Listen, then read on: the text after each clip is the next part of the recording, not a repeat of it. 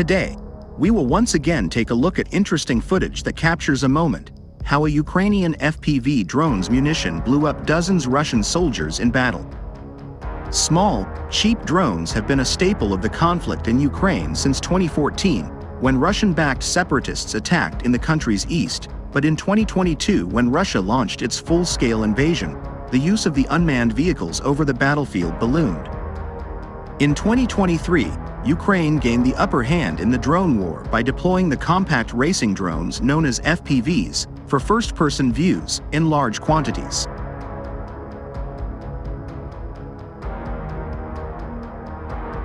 FPVs play a critical role for us, as these toys are essentially mobile artillery that compensate for the lack of artillery ammunition, said Dyadya, a drone operator with the 63rd Mechanized Brigade. We work at the same distance as a mortar, but our accuracy is much higher, but artillery's strength often comes from its imprecision. By blanketing wide areas with high explosives and fragmentation, it can quickly disrupt battlefield operations by maiming troops and destroying vehicles.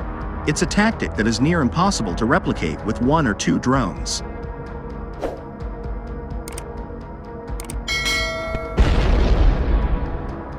As Ukraine's artillery ammunition dwindled last fall and into the winter, the FPVs, used as guided projectiles, were effective in suppressing and harassing Russian trenches and vehicles, and precious artillery ammo was reserved to push back Russian ground attacks. Both sides have quickly picked up on their adversaries' key FPV developments and tactics, said Samuel Bendet, an expert on Russian military drones at the Center for Naval Analyses, a research organization based in Virginia, and now these technologies are maturing very rapidly for both sides.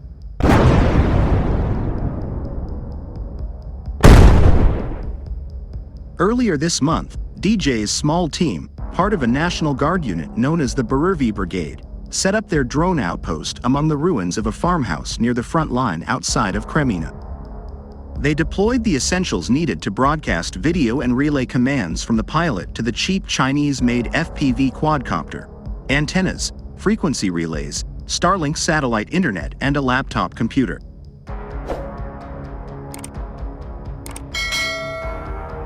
On the first two missions, DJ's monitor showed the Ukrainian steppe below as his drone catapulted through the wilderness at upward of 60 miles per hour, strapped with roughly 3 pounds of high explosives and aimed at destroying Russian vehicles. The third mission, targeting a grenade launcher in a Russian trench line, was partially successful. The $500 drone detonated in a tree above the trench, but it had been jammed just a dozen or so yards away before it exploded.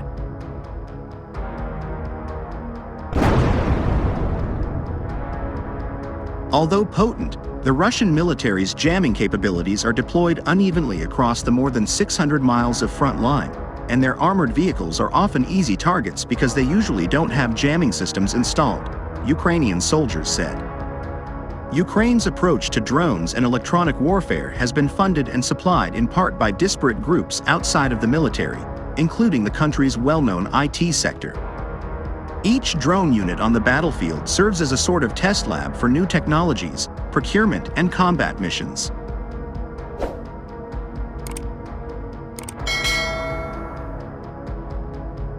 Ukrainian drone units often need soldiers who are skilled in coding to change the frequency on a drone's software. Dev, a Ukrainian drone technician, rated this issue second in significance to Russian jamming capabilities. While Chef, a drone company commander in Ukraine's east, said his unit flies about 20 to 30 FPV missions a day, depending on their supply of the drones, which comes almost entirely from volunteer donations.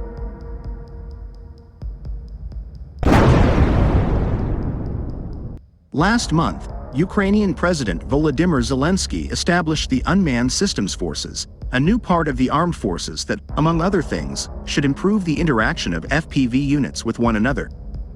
But Russia's ability to mass-produce its drones on an industrial scale is also a pressing problem. Ukrainian troops said they are often forced to scrounge for their drones, despite pledges from the government to produce thousands of them.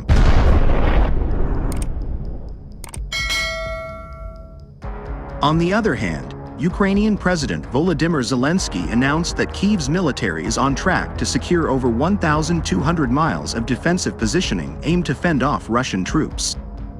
Following a meeting with military leaders on Monday, Zelensky posted to his Telegram channel that Ukrainian Prime Minister Denis Shmyhal provided an update on the pace of construction of new defense lines that will cover roughly 1,242 miles across 3 lines of defense.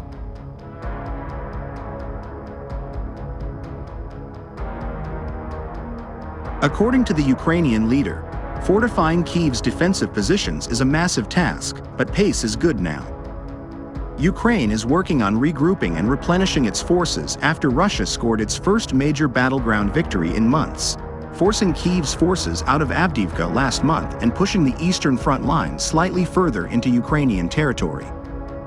But after a few weeks of momentum, Moscow's offensive has largely slowed in the face of Kyiv's newly established defensive lines.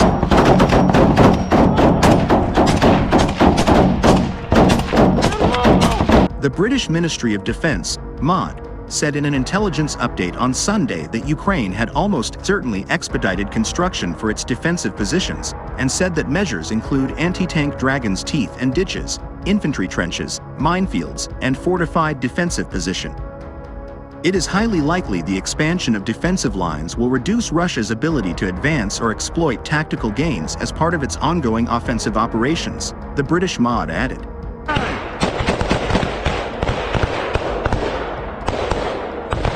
After several weeks of holding momentum along the front line, Moscow's military has reportedly started to slow west of Avdiivka, including near the villages of Berdichi, Orlivka, and Tonenki.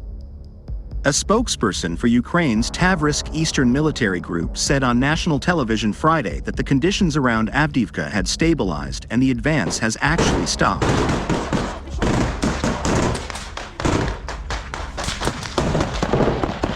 According to Ukrainian commander Maxim Zorin, who spoke with the Journal, Kyiv's troops are building trenches and anti-tank ditches to repel Russia's attacks, although soldiers are having to build the trenches themselves even while under fire.